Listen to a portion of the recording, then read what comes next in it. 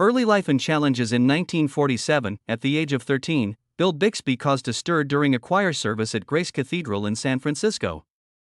Dressed in his robe, he pulled out a slingshot and struck the bishop mid-service.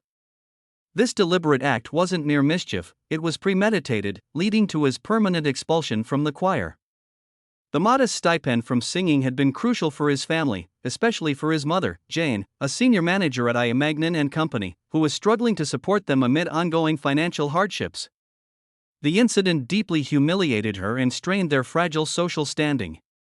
Yet, it revealed a core trait in young Bill, a defiance of authority and a willingness to challenge what felt unjust, a theme that would define his life. Bixby's childhood was marked by the Great Depression's hardships. His father, Wilfred Bixby II, earned a meager $18 to $22 weekly as a store clerk, equivalent to about $350 to $400 today, while his mother's salary was around $35 to $40 per week. It barely covered essentials. In 1942, when Bill was 8, his father enlisted in the Navy and deployed to the South Pacific, leaving Jane to raise him solo. They downsized homes repeatedly, often relying on church aid for food, and Bill frequently went hungry. By 1952, at 18, facing the Korean War draft, where over 36,000 Americans perished, Bixby proactively enlisted in the Marine Corps Reserve.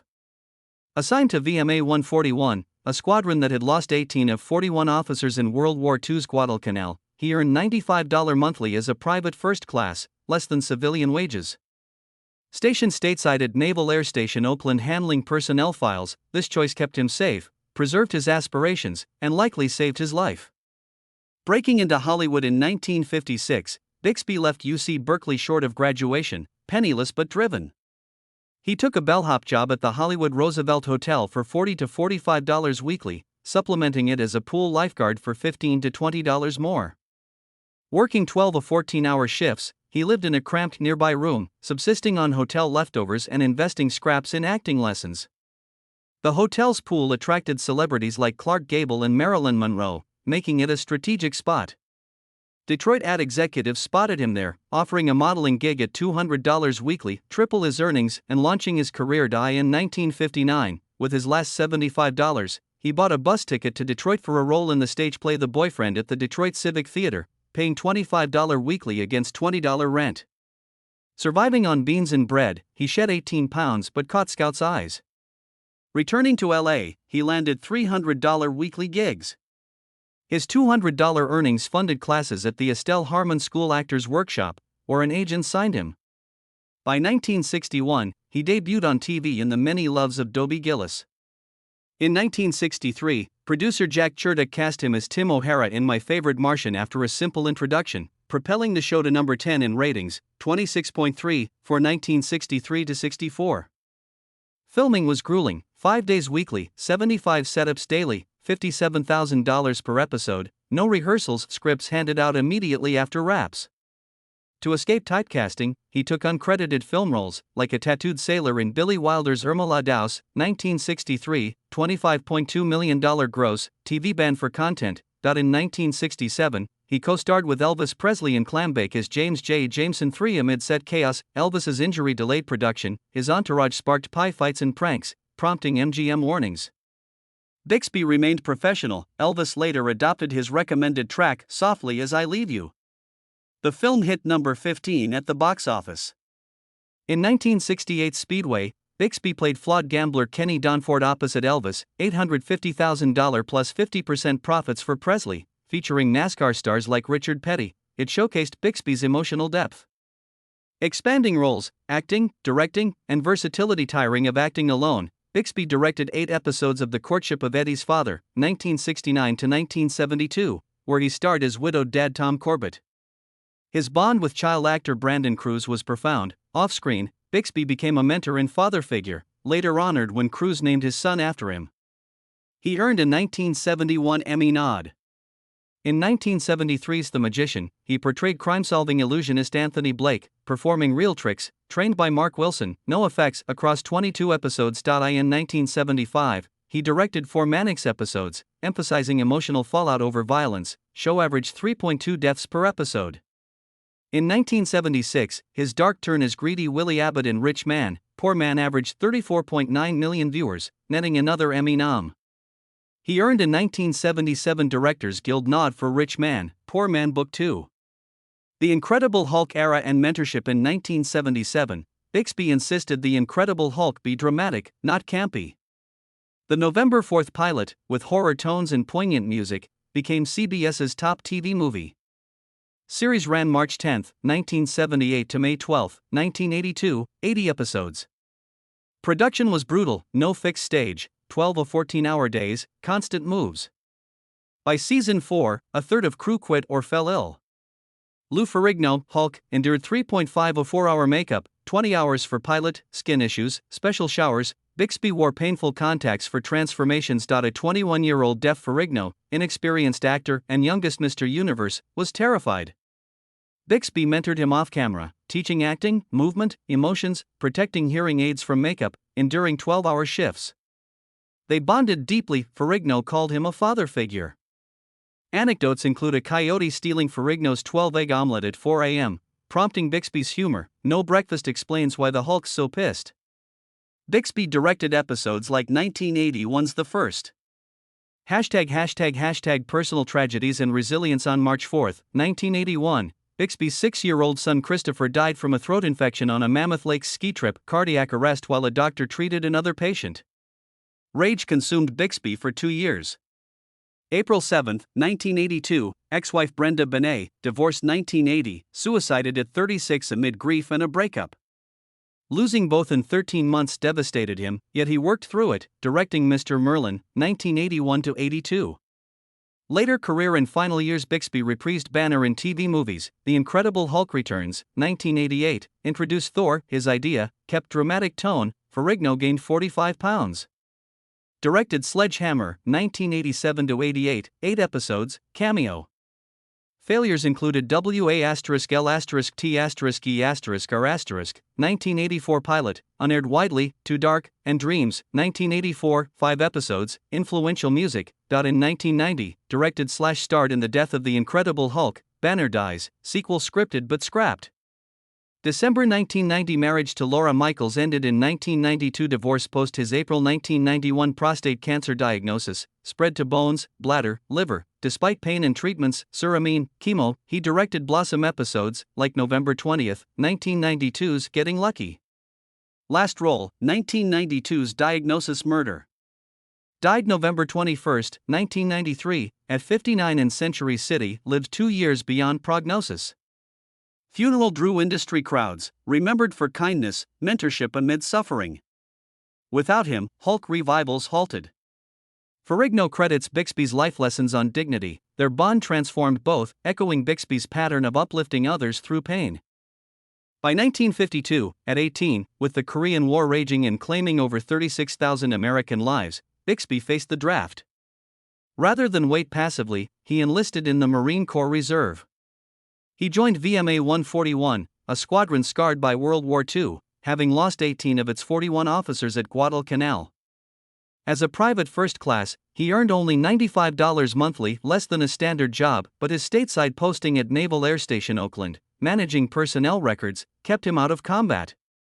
This strategic decision preserved his life and future dreams, allowing him to stay near home while peers fought abroad. Breaking into Hollywood and early success. In 1956, Bixby dropped out of UC Berkeley mere credits from graduation, broke but ambitious. He landed a bellhop position at the Hollywood Roosevelt Hotel for $40 to $45 weekly, adding lifeguard duties at the pool for another $15 to $20. His days stretched 12 to 14 hours, cramped into a tiny nearby room on $8 weekly rent, surviving on scavenged hotel scraps while funneling any extra cash into acting classes. The choice of the Roosevelt was clever. Its pool drew Hollywood elite like Clark Gable and Marilyn Monroe. One day, Detroit advertising executives noticed him and offered a modeling contract at $200 per week, over 3 times his current pay, kickstarting his professional path. In 1959, with his final $75, he boarded a bus to Detroit for a part in the stage production The Boyfriend at the Detroit Civic Theater, earning $25 weekly against $20 rent. He endured on bread and beans, dropping 18 pounds, but the exposure paid off. Talent scouts took note, and back in LA, offers rolled in at $300 weekly. He used his meager $200 savings from the gig to enroll at the Estelle Harmon School of Acting, where an agent discovered and signed him. Just 2 years later, in 1961, he made his TV debut on The Many Loves of Dobie Gillis. In 1963, during an audition, he introduced himself casually, "Hi, I'm Bill Bixby." Producer Jack Chertok responded, "No, you're not. You're Tim O'Hara." Thus, he secured the lead in My Favorite Martian, which aired until 1966 and ranked number 10 in the 1963-64 season with a 26.3 rating. Production was exhausting, 5 full days of shooting, up to 75 setups per day, budgets of $57,000 per episode, 0 rehearsal time, and scripts distributed right after filming wrapped. Fearing typecasting, Bixby pursued film bits, including an uncredited tattooed sailor in Billy Wilder's Irma La Douse, 1963, which grossed $25.2 million and was deemed too risque for TV airing due to its themes. He absorbed big studio dynamics and networked with directors like Wilder, noting the misspelled Lan as McLean. In 1967, he joined Elvis Presley in Clambake as James J. Jameson III. The set was disorderly. Elvis, overweight and unhappy with formulaic musicals, slipped in his bathroom and concussed himself, halting production. His entourage ignited chaos with pie fights, firecrackers, and water wars, earning MGM reprimands. Bixby stayed composed, earning Elvis's admiration. The King later incorporated Bixby's suggested spoken word piece "Softly As I Leave You" into concerts. The film still climbed to number 15 at the box office. The following year, 1968 Speedway saw Bixby as Kenny Don Ford, a gambling addict threatening a friend's NASCAR career, the genre's first major film, featuring real drivers like Richard Petty and Cale Yarborough. Elvis pocketed $850,000 plus 50% profits. Bixby's nuanced, flawed portrayal stood out as one of his finest early screen efforts. Versatility in acting and directing. By 1970, weary of solely acting, Bixby began directing on The Courtship of Eddie's Father, 1969 to 1972, starring as Tom Corbett, a widowed father. He helmed 8 episodes, including The Karate Story, January 1972, earning a 1971 Emmy nomination for acting. His perfectionist style shone through. The on-screen chemistry with young Brandon Cruz was electric, but off-screen, it evolved into a genuine father-son-like bond. Cruz, from an unstable background, found stability in Bixby, who later called him family. Years on, Cruz named his own son after Bixby in tribute. In 1973, the magician cast him as Anthony Blake, a philanthropist magician solving crimes with authentic illusions, no CGI or tricks, all learned from expert Mark Wilson in sleight of hand, mentalism, and escapes. It ran 22 episodes, captivating viewers with real magic. He directed 4 Mannix episodes in 1975, like A Ransom for Yesterday, February 9, involving a $250,000 demand, $1.4 million today adjusted. The Violence series, averaging 3.2 deaths per episode, saw Bixby prioritize emotional consequences over gore, including titles like A Word Called Courage and Hardball. In 1976, he stunned as ambitious, corrupt Willie Abbott in the miniseries Rich Man, Poor Man, averaging 34.9 million viewers and snagging another Emmy nod, a stark contrast to his wholesome image.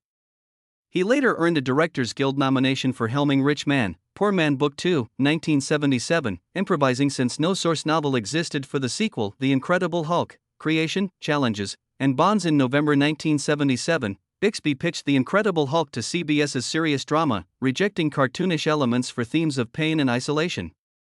Skeptical execs envisioned Batman-style fun, but the pilot, aired November 4, 1977, delivered horror vibes, somber piano scores, and shadows, becoming the network's highest-rated TV movie. The series premiered March 10, 1978, ending May 12, 1982, with 80 episodes. Of filming was punishing, no dedicated soundstage, perpetual location shifts, 12 of 14-hour days, sometimes 7 straight, leading to a third of the crew quitting or falling ill by season 4. Transformations required Bixby in makeup for 2 hours, donning agonizing contact lenses removed every 15 minutes. Lou Ferrigno, as the Hulk, faced 3.5 to 4 hours daily in green prosthetics, 20 hours for the pilot, causing skin irritations. Appliances felt like glued jelly, needing trailer showers and assistance for removal. Kids' costumes got ruined by rubbing paint. One 4 a.m. shoot saw a coyote snatch Ferrigno's 12-egg omelet, inspiring Bixby's quip, "No breakfast explains why the Hulk's so pissed." A terrified 21-year-old Ferrigno, deaf, no acting background, youngest Mr. Universe, joined the set. Bixby, recognizing his fear, mentored extensively off-camera, coaching dialogue, movement, emotional expression, shielding hearing aids from makeup, guiding through grueling schedules. Ferrigno later revealed Bixby's hours of patient teaching, calling him a father figure. They shared little screen time, but Bixby acted out pre-transformation feelings for Ferrigno to mirror. Episodes Bixby directed, like the 1981 two-parter The First, were Ferrigno's favorites. Visitors like Cary Grant met Ferrigno thanks to Bixby's arrangements. Ferrigno studied Bixby's old work to learn, and their bond profoundly altered both lives, Ferrigno gaining confidence, Bixby finding purpose in mentorship amid his own pains, personal losses and perseverance through grief. Tragedy struck March 4, 1981, on a Mammoth Lakes ski trip. Bixby's 6-year-old son Christopher suffered a sudden throat swelling. At the hospital, a doctor prioritized a splinter removal from another patient, a fellow doctor's finger, delaying care. By tubing time, Christopher arrested and died suffocation, per Bixby's words. Rage paralyzed him for 2 years. Just 13 months later, April 7, 1982, ex-wife Brenda Benet, actress, divorced 1980, suicided at 36, overcome by grief and a recent breakup. She arranged candles, lay in the bathroom, and shot herself with a .38 revolver. Devastated, Bixby immersed in work, directing Mr. Merlin, 1981 to 1982, 22 episodes, including The Cloning of the Green, October 14, 1981. On set, his warmth persisted despite visible hurt. Directing became therapy.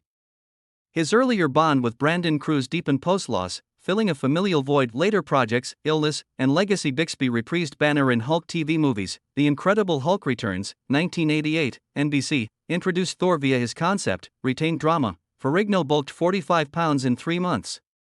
He directed 8 absurdly violent parody episodes of Sledgehammer. 1987 to 1988, cameo A&G as a freed prisoner yelling "I'm free." Flops included the depressing 1984 MASH spin-off pilot Walter aired once July 17, preempted on West Coast by politics, Radar's suicidal arc deemed unwatchable. Dreams, 1984, 5 episodes October 3 to 31, pioneered music video styles in stereo. Bixby directed pilot Kiss Me Red and unaired Suspicions. Its song Alone hit big for Heart in 1987. In 1978, a 21-year-old bodybuilder with no acting experience walked onto the Incredible Hulk set. He was deaf. He was terrified. And Bill Bixby took him under his wing. For years, people thought they barely worked together, but Lou Ferrigno just revealed the truth. Bixby spent hours off camera teaching him how to act, how to move, how to feel. He protected Lou's hearing aids from the green makeup. He even helped him through 12-hour days that left a third of the crew sick or quitting. But the real story isn't about fame. It's about loss, pain, and a bond that changed both their lives forever. In 1947, when Bill Bixby was just 13 years old, something happened inside Grace Cathedral in San Francisco that people would whisper about for years.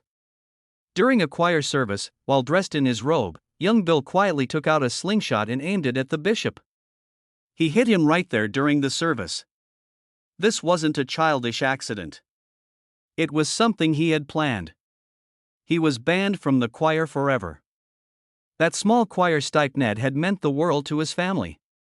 His mother, Jane, who worked at I. Magnin and Company as a senior manager, was trying to keep their family afloat after years of financial pain. The scandal embarrassed her deeply and hurt their already fragile reputation. But the moment also said something bigger about Bill. He wasn't afraid of authority. He'd rather break the rules than be quiet when something felt wrong. That pattern would follow him for the rest of his life. By 1952, Bill was 18 and facing the draft for the Korean War. He knew the risks. Over 36,000 Americans had died in that war. Instead of waiting for the army to take him, he made a sharp move. He enlisted in the Marine Corps Reserve. He served in VMA 141, a unit with a dark history. 18 of its 41 officers had been killed during World War II at Guadalcanal. Bill earned just $95 a month as a private first class. That was less than what he could make working any regular job, but staying stateside gave him a chance to survive and to dream bigger. While others his age were going off to fight, Bill was managing personnel files at Naval Air Station Oakland, staying close to home. That decision may have saved his life and his career. The reason this mattered so much goes back to his childhood. Bill grew up during the Great Depression. His father, Wilfred Bixby too, was just a store clerk earning $18 to $22 a week. That's about $350 to $400 today. His mother's job at IMAGN around $35 to $40 a week. But it still wasn't enough. When Bill was 8 years old in 1942, his father joined the Navy and left for the South Pacific.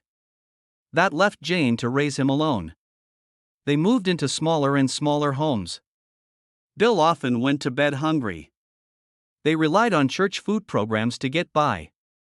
That's why the choir money mattered so much and why being kicked out hurt more than just his pride.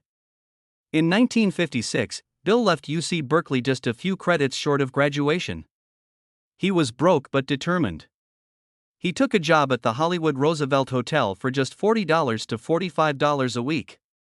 That wasn't enough to live on, so he also worked as a lifeguard at the hotel pool, making another $15 to $20. He worked 12 to 14 hours a day and lived in a tiny 8-week room nearby. He ate leftover hotel food and spent any spare change on acting classes. But the Roosevelt wasn't a random choice. It was a smart move. That pool was a magnet for stars like Clark Gable and Marilyn Monroe. One day, some Detroit ad executives saw him there and offered him a modeling job that paid $200 a week, 3 times what he made at the hotel. That moment changed everything. In 1959, he took his last $75 and bought a bus ticket to Detroit. He had been offered a role in a stage play called The Boyfriend. The Detroit Civic Theater could only pay him $25 a week. His rent was $20, so there was almost nothing left for food. He survived on beans and bread and lost 18 pounds during the production. But that role gave him something far more valuable than money. Talent scouts noticed him. When he got back to LA, they offered him $300 a week.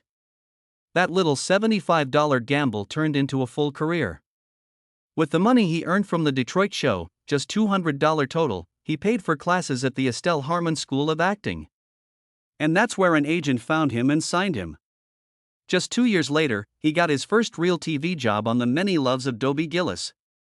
Then in 1963, he walked into an interview and said, "Hi, I'm Bill Bixby." The producer, Jack Chertok, looked at him and replied, "No, you're not. You're Tim O'Hara." That's how he landed the lead role on My Favorite Martian, which ran until 1966 and became one of the top 10 shows on TV.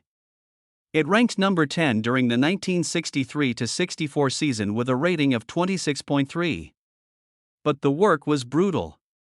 While other shows filmed 3 to 4 days a week, this one filmed 5 full days with up to 75 setups daily. They had no rehearsal time, and as soon as one episode wrapped, they were handed the script for the next. Every episode cost around $57,000 to make. That role made Bill famous, but it also made him worry. Would he ever escape the image of Tim O'Hara? To break out, he took small movie roles, even uncredited ones. In 1963, he played a tattooed sailor in Billy Wilder's Irma Luce alongside Jack Lemmon and Shirley Mann. The movie earned $25.2 million and was banned from TV for years due to its plot.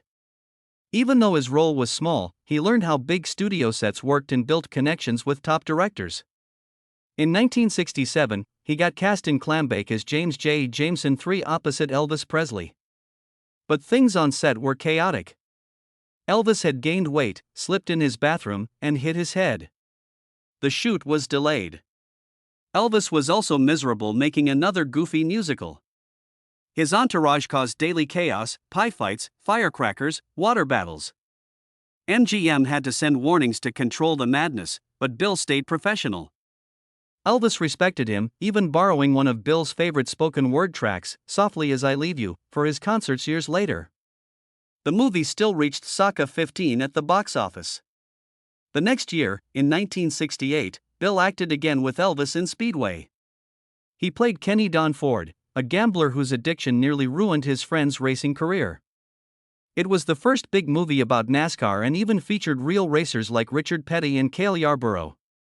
Elvis earned $850,000 plus 50% of profits.